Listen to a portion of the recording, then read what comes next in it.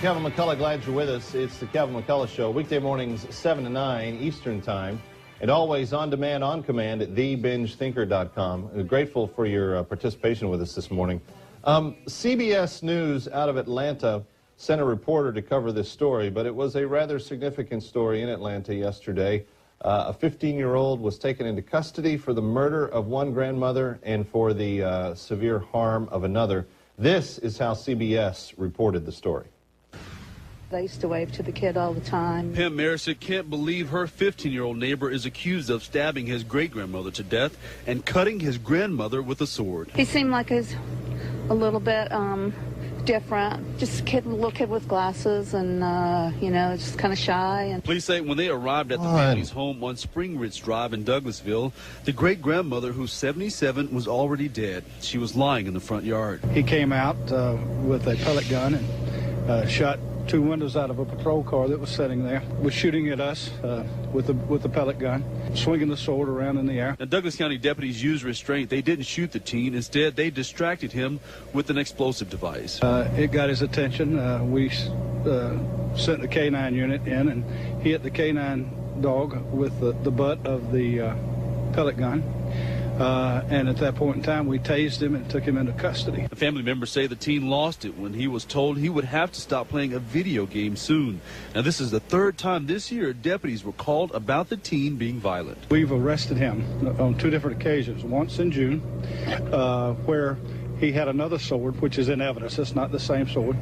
And he cut his grandmother on the foot with it that time. Police arrested him again on July 29th. We almost had to hogtie him to not hurt him. The sheriff says each time they arrested the teen, deputies took him to the hospital for evaluation, and doctors released him. Obviously, he was a danger to himself, a danger to his family, and a danger to this community.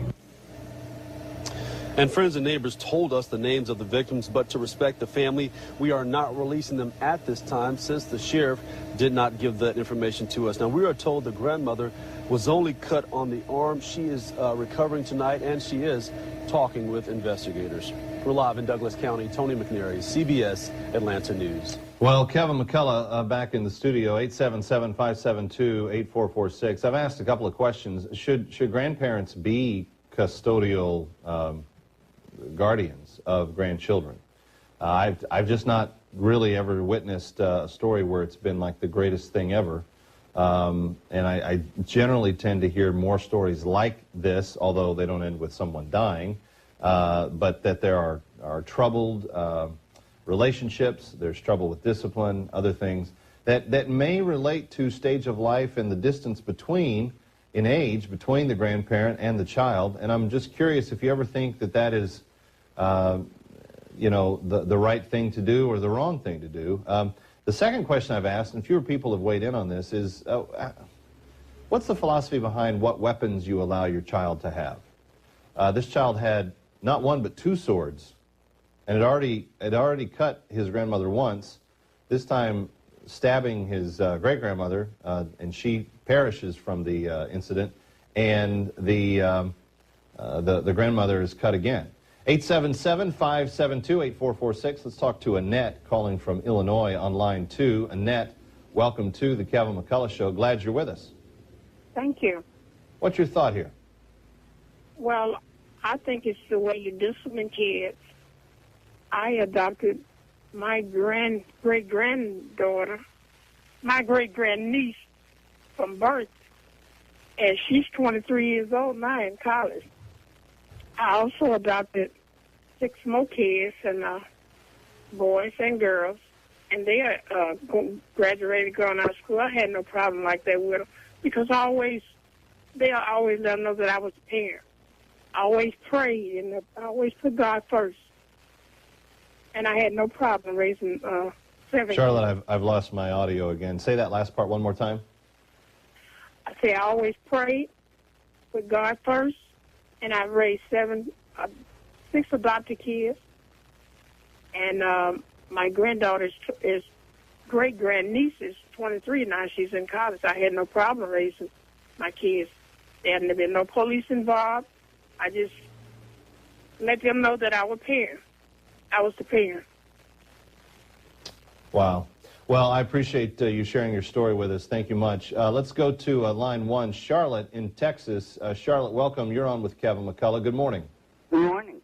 Appreciate you being here. What's your story? Well, in the first place, this is a teenager that was in trouble. Whoever had him was going to get hurt. Had it been foster parents or whatever, he was already in trouble, should have been a long time ago helped. I raised 2 of my grandchildren. And Why did that come about? and- Charlotte, hold on. Wait a second. Why did that come about? Why were you stuck raising your grandchildren? my my daughter's husband just decided he didn't want to be a husband and father anymore and left. And so did you And, raise them with they your were- daughter, or how did you end up having custody of them? My daughter just could not handle the working and raising children. So it wasn't just your son-in-law. Your daughter gave up on the kids too. No, she didn't give up on the kids. They weren't problem kids. They were little kids. She was having too hard a time working and trying to raise the children, too, so they came to live with grandmother. And mother had them on weekends and saw them during the week, but it was just a convenience thing like that. Okay. And one of her daughters, she doesn't have a very good relationship with now because they just have personality conflicts, and that kid was just exactly like I was when I was a kid, and she's still exactly like me. And nobody else has any problems with them. You only hear about the problem children. Well, I think And, that it's a sad thing, Charlotte, if a daughter grows up and doesn't have a relationship with her mom. See, this still doesn't seem to be, to me, the really ideal way for a child to grow up. Sometimes children don't have a good relationship with their parents. And their And Charlotte, personalities that's a break. problem.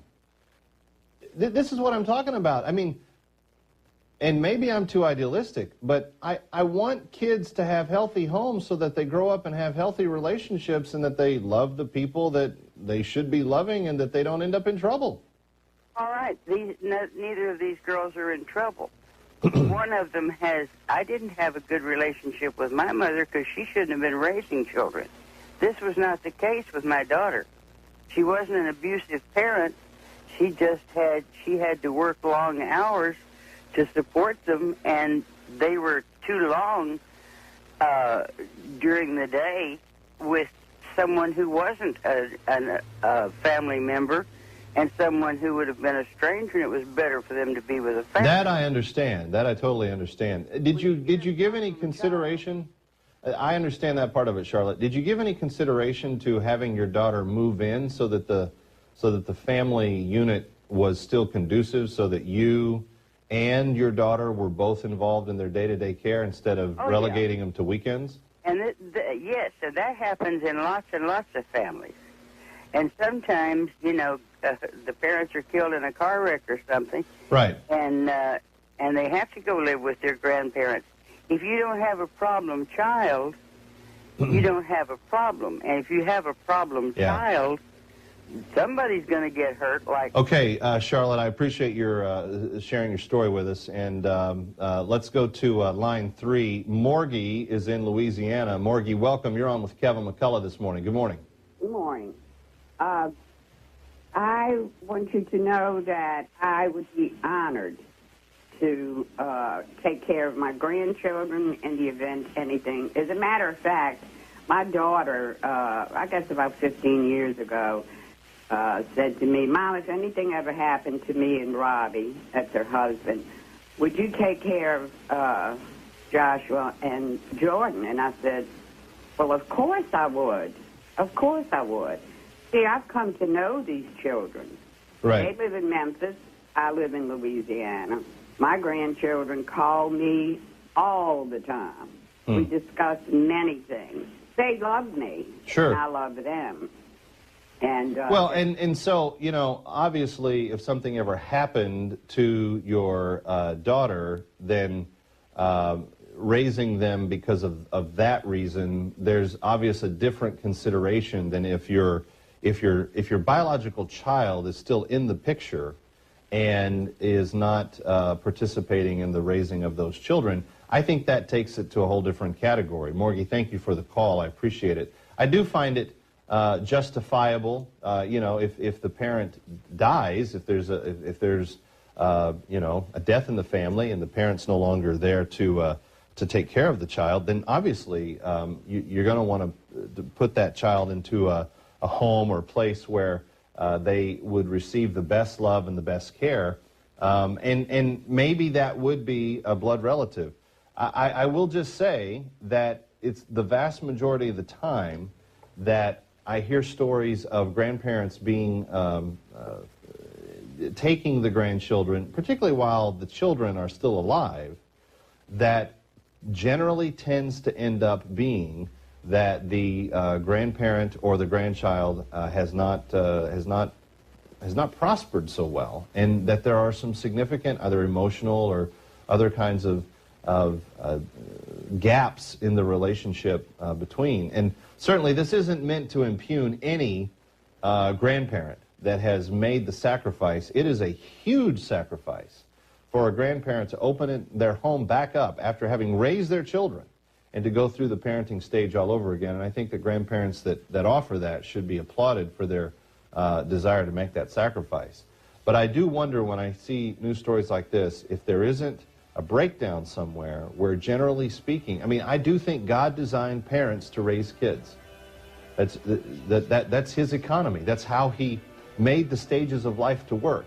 And I think that we need to do all that we can to empower parents to be the best parents they can be.